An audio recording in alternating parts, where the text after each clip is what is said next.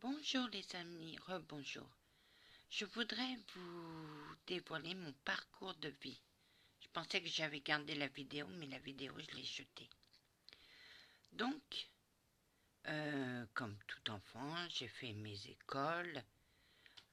En quittant le collège, j'ai fait un apprentissage de couture, ça ne me plaisait pas trop. À 18 ans, j'ai pris la décision d'entrer à la Croix-Rouge française,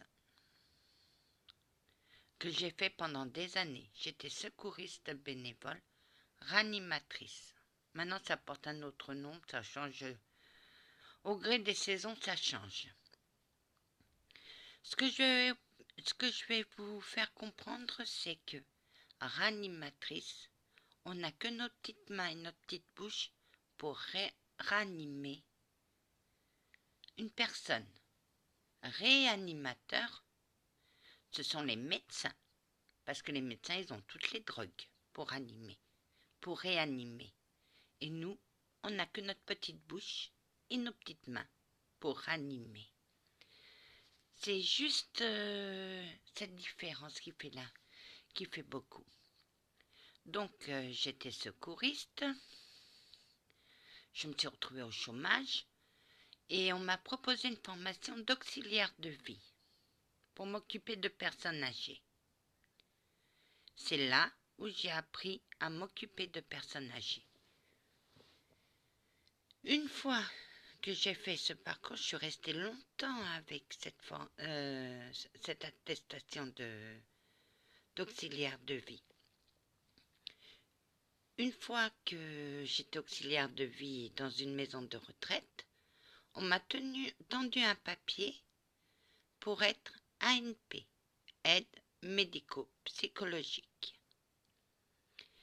Donc, elle est basée, ce diplôme me permettait de faire que les maisons de retraite, toutes les institutions, sauf l'hospitalier.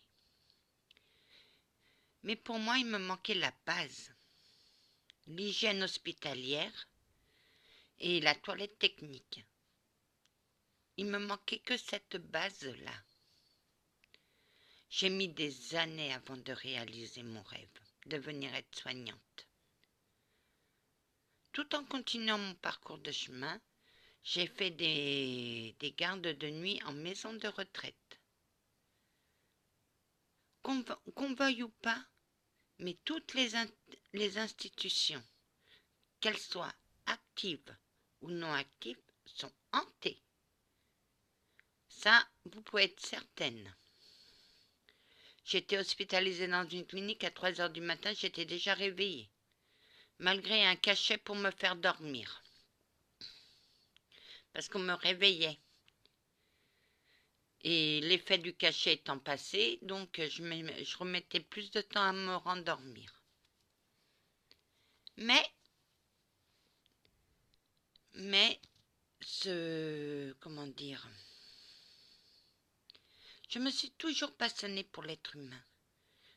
Au fond de moi, je peux toujours croire qu'il est bon. Et c'est vrai.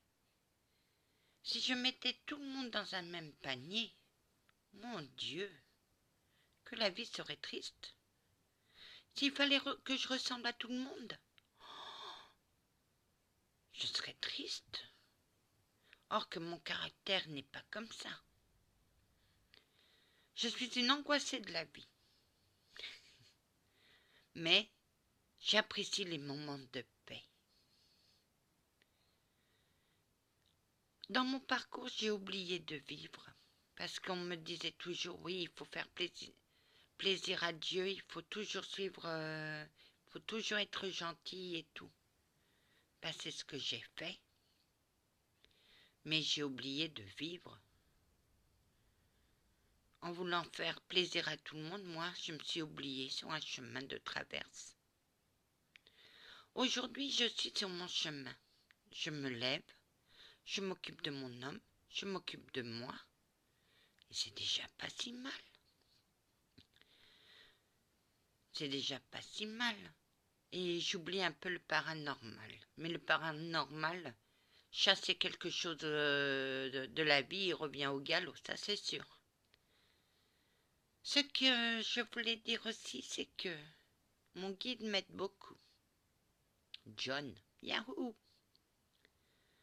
Ça l'énerve, il n'aime pas John. Mais moi, j'ai trouvé que ce nom faisait très américain, très cow-boy.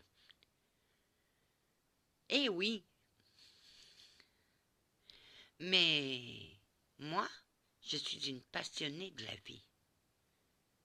Ma vie, des fois, elle est belle.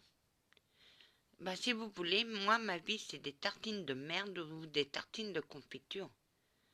Quand c'est les tartines de confiture, ah, je les savoure. Mais aussi quand c'est des tartines de merde, j'en ai marre. Il faut que je les avale vite fait. Comme tout le monde, j'ai mes problèmes, mes soucis, mes problèmes. Et j'y fais face. Mais qu'on vienne pas me chercher des noises, parce que moi, je leur rentre dedans.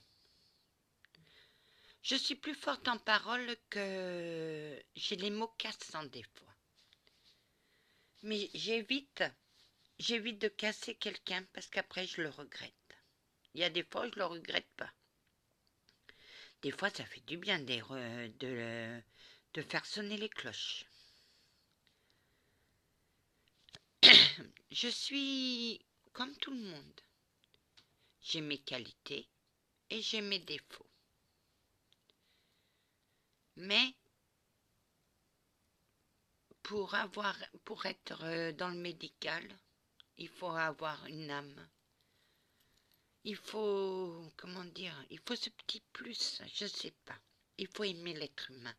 Et moi, j'aime l'être humain. John est mort en tentant de sauver une victime.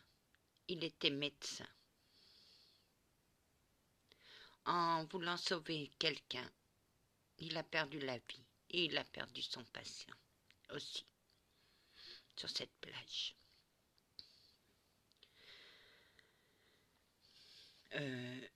Cet homme qu'il a tenté de sauver est resté sur cette plage. Mais il me dit, tu es allé le chercher. Et c'est ce qui lui a fait du bien. C'est d'aller chercher son frère d'armes qui s'est occupé. Je suis une passionnée par le débarquement. Je suis une passionnée de tout ce qui est médecine. Déjà, c'est bizarre. Vous allez dire bizarre parce que ça touche mon guide.